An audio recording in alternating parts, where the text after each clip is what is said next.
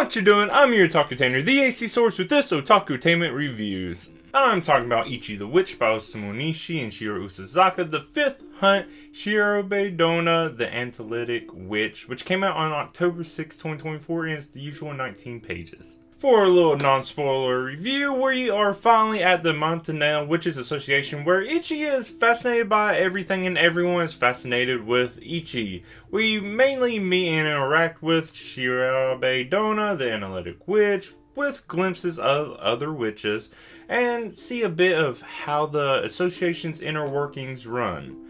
There is also more just showing off Ichi this time than goofing off like we've kind of gotten used to. And honestly, that doesn't thrill me as much as the goofing off. So let's jump into the details to get to why I feel that way. We open with meeting a mirror that has a tongue for stairs and grants permission for a mirage passage to everyone's favorite uber talented badass desscaras. Desscaras' name, not why I'm saying for it's silly. And desscaras' ego is great. And then a guess, with the guess being Ichi. Now, what is the Mirage Passage? I don't know if it's just a random name, just to sound nice. I don't know if it's somewhere else. Is it within the association? Is it some other dimension? We don't know, and it's not elaborated on, but it's just a very specific name and, like, an interesting name to just give to this passage. I'm pretty sure it was also in quotes, so was it? I don't know. So it just drew my attention. I wonder about it now. Now, as I get into this room, it's just a room. Nothing too special about it or magical about it yet. But this is where Ichi's fascination comes with. From everything. The ceiling, pillars, ground, even the wood grain. Wants to carve part of it out. And Desscaras just wants Ichi to calm down. Behave. Desscaras knows it's probably a lost cause, but is trying either way. And then a foot with eyeballs comes up from the floor. This is who Shirabedonna, what a entrance, kind of just popping up upside down, really.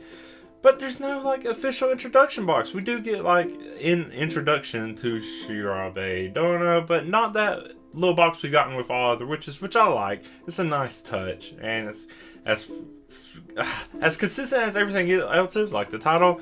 That's a shame that doesn't pop up for me. Oh, well, we do get Ichi specs thanks to Shirabedonna. What a mouthful of a name. Ichi apparently is 5 feet 5 inches, 132 pounds, and has 11% body fat. There you go. You know that now, too.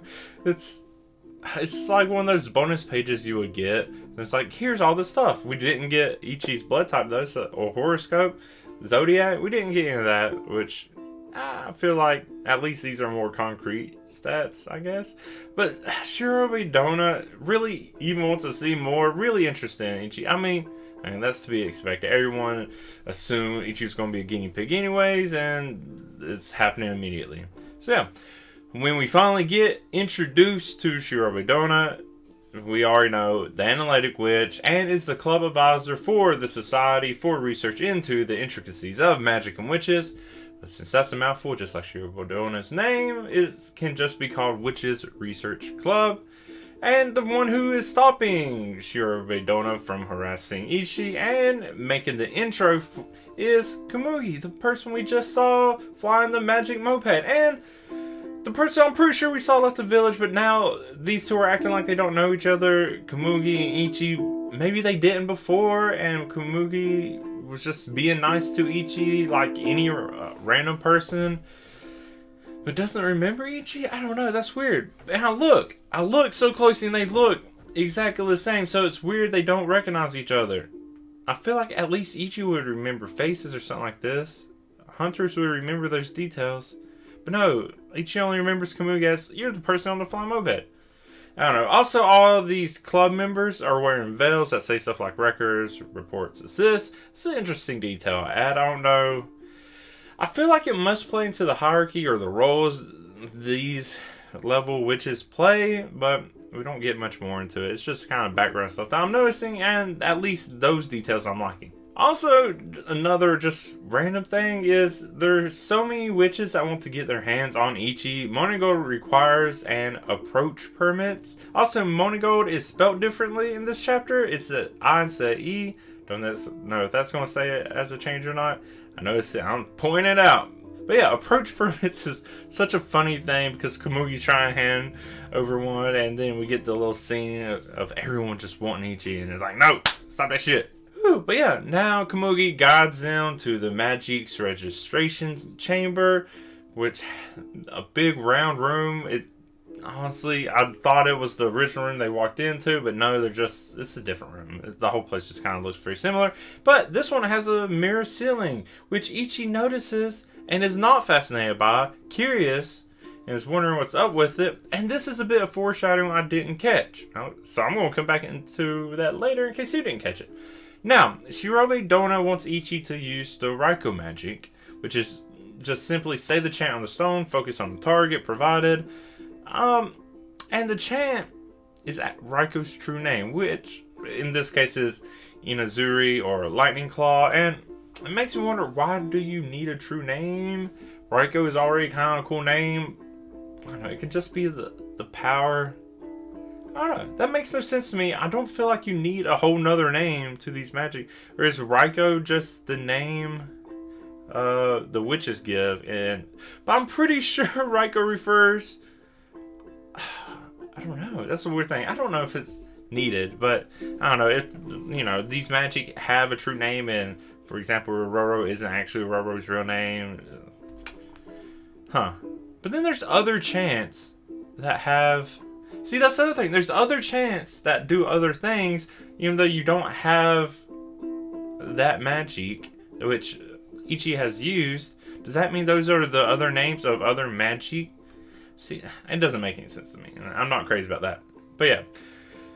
Ichi uses it, blasts the mirror ceiling out the top, and which Ichi says is like swinging a great scythe.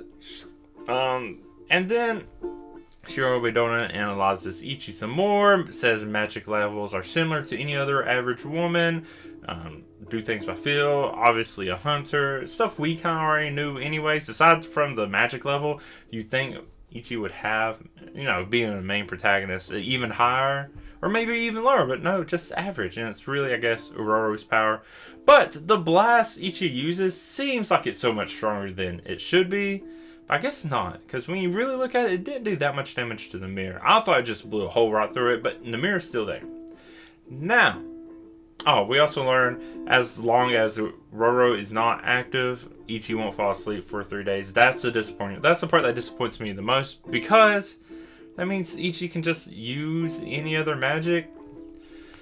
And it kind of takes away the special part of it, because now Ichi will just use Uroro most likely whenever there's like a really big threat, like the last resort kind of thing. Which, yeah, I guess, which Ichi probably would have still done anyways, but I don't know.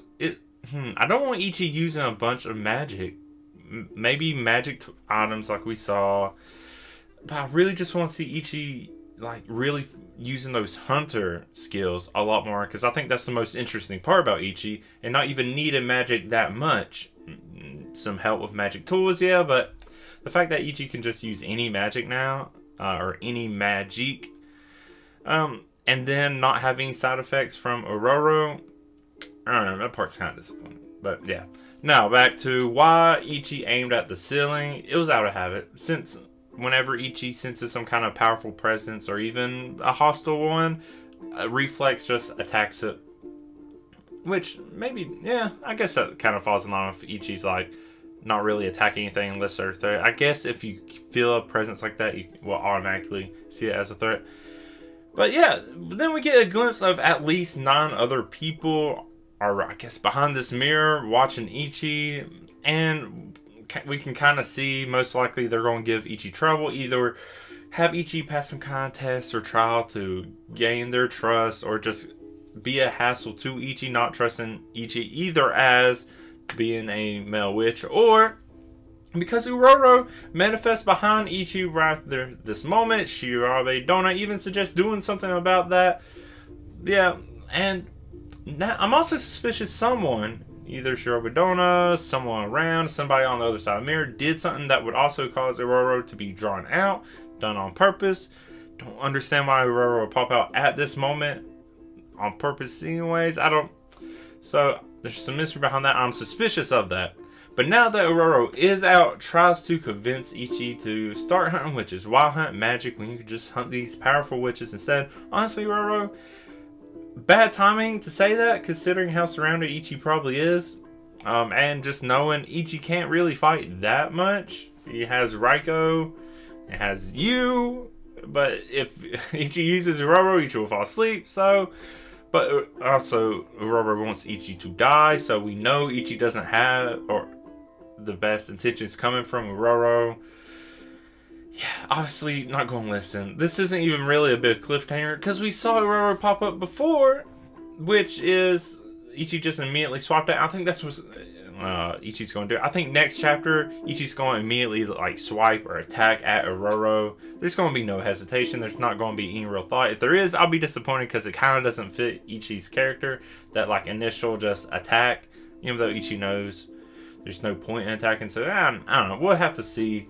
But yeah, that's pretty much it. It leaves on that sort of cliffhanger. Of course, we know Ichi's not going to do that. There'll be a huge, huge twist if Ichi does start doing that.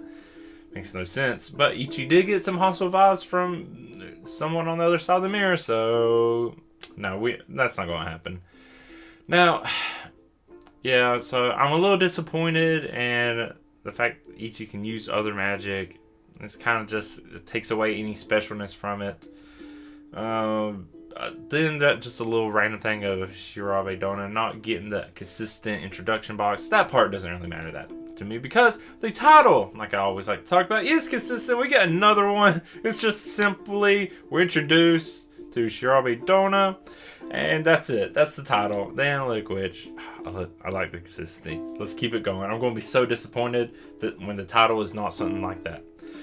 But yeah, besides immediately attacking Uroro next chapter, I don't know what else to do. Meet more witches, maybe. It's been a slow story. I'm liking that at least. I'm really glad that's how it's going.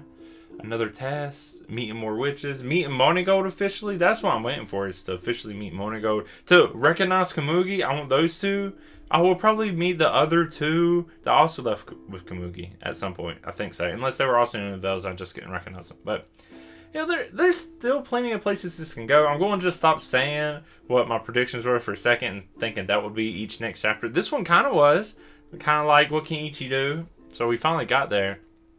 Now I just want to meet monegold. But yeah, let me know what you thought. We can talk plenty about this, I'm sure. I'm liking it. There's a couple little things now I'm starting to nitpick that's not that crazy about. But oh well, it's bound to happen. I figured it would happen eventually. I was hoping it wasn't this. I don't want to be something just so typical of like everything else. But let's talk about it more. Leave comments. Find me on social media. Email me at theacstories@gmail.com. I'll leave links to all of that. But I also want to thank my Ko-fi members, Vix Lab and Julio Vasquez. If you also want to help support me on Ko-fi, you don't have to, but I appreciate it if you do. Link to that also. But that is it for this Otakutainment Reviews. I've been your Otakutainer, The AC Stories. Thank you so much. Until next time, bye.